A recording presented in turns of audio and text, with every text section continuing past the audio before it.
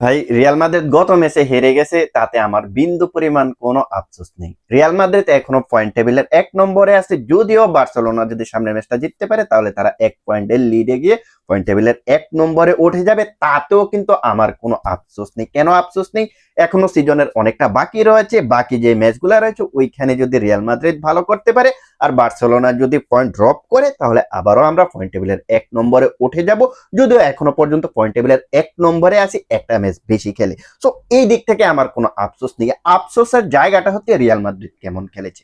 গত ম্যাচটা আপনারা যারা দেখেছেন, ওসাসুনার এগেনস্টে ২-১ গোলে হেরেছিল। ওই ম্যাচটা রিয়াল মাদ্রিদ কেমন খেলেছে এই জিনিসটার দিকে ফোকাস দিলে আপনি হতাশ ছাড়া কিছুই হবেন না। কারণ গত ম্যাচটাতে আপনি হাতে গোনা ২ থেকে ৩টা ফুটবলার ছাড়া কাউকে দেখাইতে পারবেন না যে আউটস্ট্যান্ডিং পারফরমেন্স করেছে।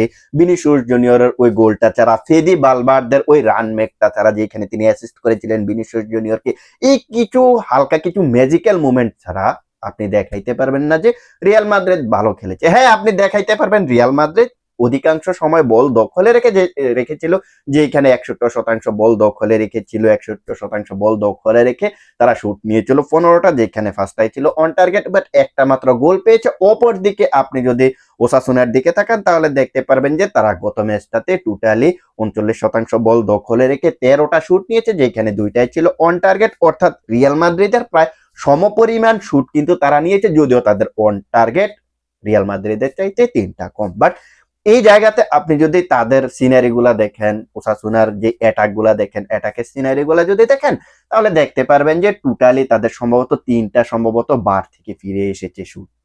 ওইগুলা যদি গোল হয়ে যেত তাহলে রিয়াল মাদ্রিদ সম্ভবত ৪-১ গোলে হেরে যেত। যদিও রিয়াল মাদ্রিদের ভাগ্যটা কিছুটা ভালো যে মাত্র ২-১ গোলে হেরেছে।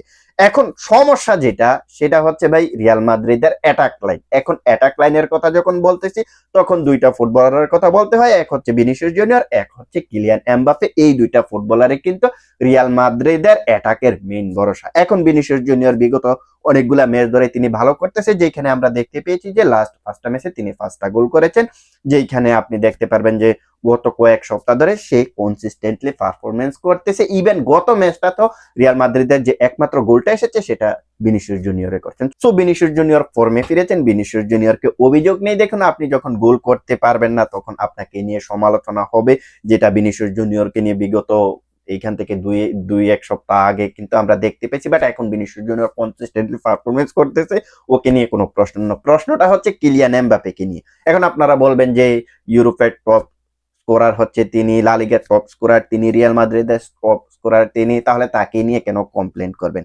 দেখুন, আপনারা যারা গতকালকে কিলিয়ান এমবাপ্পের ম্যাচটা দেখেছেন, আপনারা নিঃসন্দেহে দেখেছেন যে কিলিয়ান এমবাপ্পে অধিকাংশ সময় মিডফিল্ডেই তিনি থেকেছিলেন।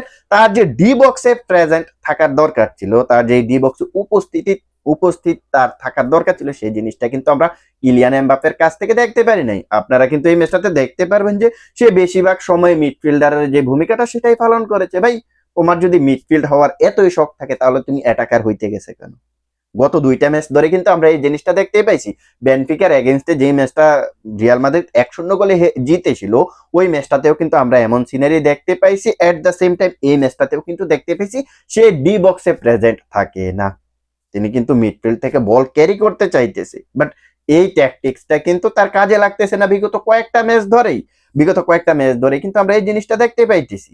আরেকটা বিষয় হচ্ছে, গত ম্যাচটা হারার মূল কারণই হচ্ছে আমার কাছে মনে হয় যে কিছু ট্যাকটিক্যাল পয়েন্ট, যেখানে আপনি দেখতে পারবেন যে ট্যাকটিক্যালি আমরা ওসাসুনার কাছে হেরে গেছি, যেখানে কাউন্টার অ্যাটাকে আমাদেরকে একের পর এক বিধ্বস্ত করেছে, যেখানে আমরা ট্যাকটিক্যালি আহ, যেমন আমরা কিছুটা হাইল্যান্ড ডিফেন্স খেলতে গেছিলাম, ওইখান থেকে আমরা যেভাবে মারা খেয়েছি, সেই সাথে আমাদের কিছু কোচের ডিসিশন কিন্তু এই জায়গায় রয়েছে। টেকনিক্যালি কিছু ডিসিশন তিনি নিয়েছিলেন আলবেরোয়া, যেখানে আপনি দেখতে পারবেন যে ফেদেরিকো ভালভার্দেকে উঠিয়ে দিয়ে গঞ্জালো গার্সিয়াকে নামানো হয়েছে। যে ফেদেরিকো ভালভার্দে এই ম্যাচটাতে দারুণ ফুটবল খেলেছিলেন, মিডফিল্ড থেকে যেভাবে একটা রান মেক করে আপনারা একটা অ্যাসিস্ট করেছেন ভিনিসিয়াস জুনিয়রকে, যেভাবে রোনালদিনহোর মতো একটা ম্যাজিক দেখাইছেন, সেই ফেদেরিকো ভালভার্দেকে কেন উঠিয়ে নেওয়া হলো?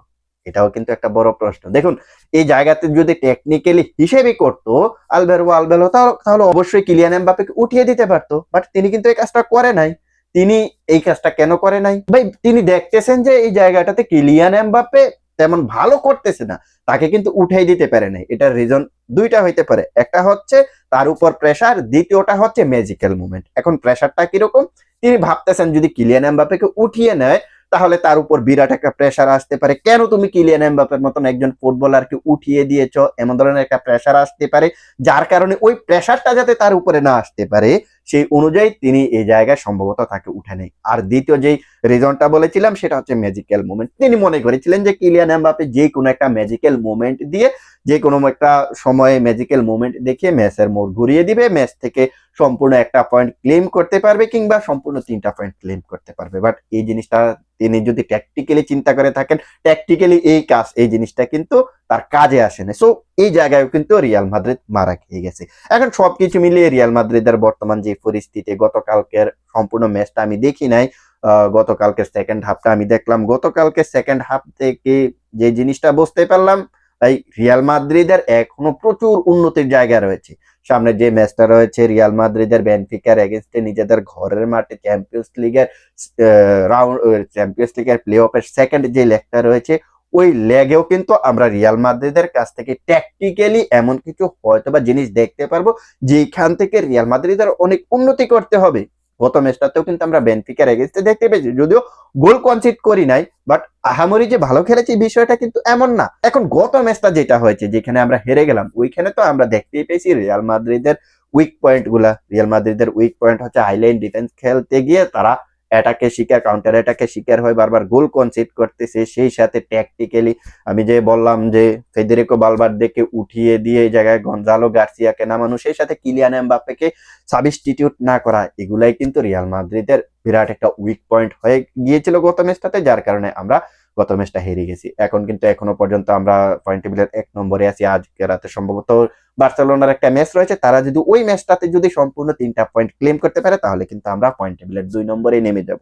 তো দেখা যাক শেষ পর্যন্ত কি হয়। রিয়াল মাদ্রিদের আর হচ্ছে না ভাই, রিয়াল মাদ্রিদের হচ্ছে না। হ্যাঁ, ম্যাচে হার জিত থাকবে, তার মানে একেবারে যে গো হারা হারতে হবে এটা কিন্তু মেনে নেওয়া যায় না। কারণ আপনি এক্সপেক্টেড গোল রেশিওটা দেখেন, গত ম্যাচে রিয়াল মাদ্রিদ এত পরিমাণ বল দখলে রেখেও তাদের এক্সপেক্টেড গোল রেশিও ছিল মাত্র 1.70। অপরদিকে আপনি ওসাসুনের দিকে তাকান, তাদের গোল এক্সপেক্টেড রেশিওটাই ছিল 2.29। মানে কতটা পার্থক্য আপনি বুঝতে পারতেছেন।